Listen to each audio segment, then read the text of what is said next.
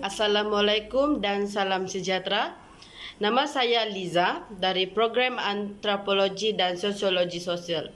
Tajuk kajian saya adalah cabaran dan kesan menjalankan e-pembelajaran semasa pandemik COVID-19 melanda di Sekolah Kebangsaan Inanam Laut, Kota Kinabalu, Sabah.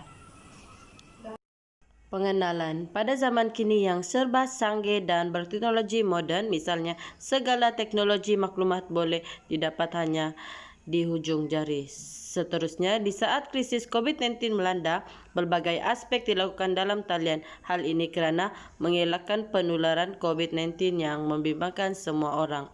Seterusnya, disebabkan COVID-19, pembelajaran online dilakukan semua sektor pendidikan, misalnya sekolah rendah, sekolah menengah, dan IPT. Dalam kajian ini terdapat 3 objektif, yaitu mengenal pasti cabaran pembelajaran atas talian dalam kalangan murid SK Inanam Laut Kota Kinabalu, Sabah. Objektif kedua adalah menganalisis kesan pembelajaran atas talian dalam kalangan murid SK Inanam Laut Kota Kinabalu, Sabah. Seterusnya, mengkaji keberkesanan pembelajaran atas talian dalam kalangan SK Inanam Laut Kota Kinabalu. Seterusnya adalah sorotan literatur. Menurut AB 2000 menyatakan bahwa e-pembelajaran ialah arahan pembelajaran berdasarkan web. Selain itu, Hage dan Anderson 1998 pula menyatakan e-pembelajaran ialah pembelajaran sebagai pembelajaran atas talian.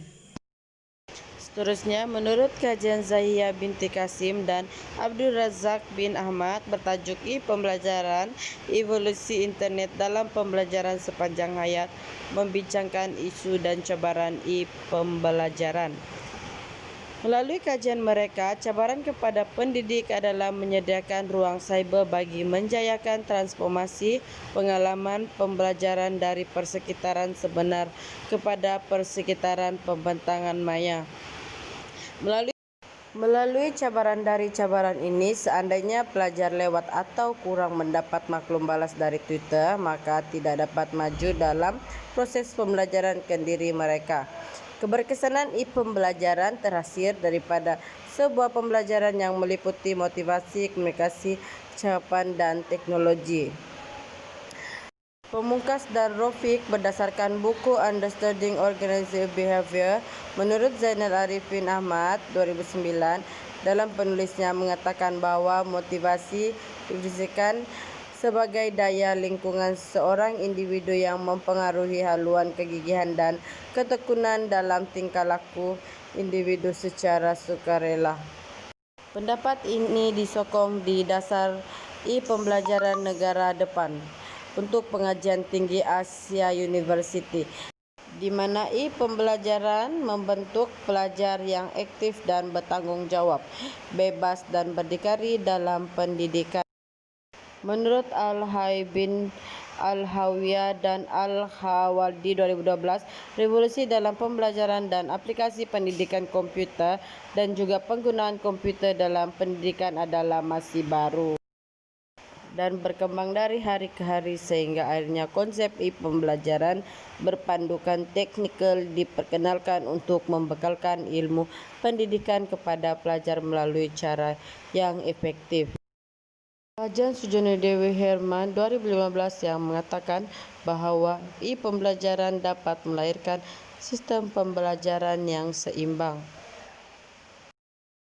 Hal ini kerana pelajar akan menjadi lebih fleksibel dalam memilih waktu dan tempat belajar kerana tidak perlu datang di suatu tempat pada masa tertentu.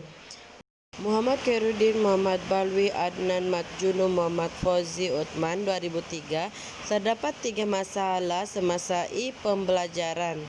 Dalam kajian mereka, masalah pertama adalah masalah internet, masalah kedua adalah kurang galakan. Masalah ketiga adalah masalah bahan pembelajaran. Akhir sekali, kesimpulan, dalam sistem pembelajaran, pelajar menghadapi cabaran dan kesan semasa pembelajaran online. Pembelajaran menjadikan seseorang pelajar lebih bertanggung jawab dalam pelajaran.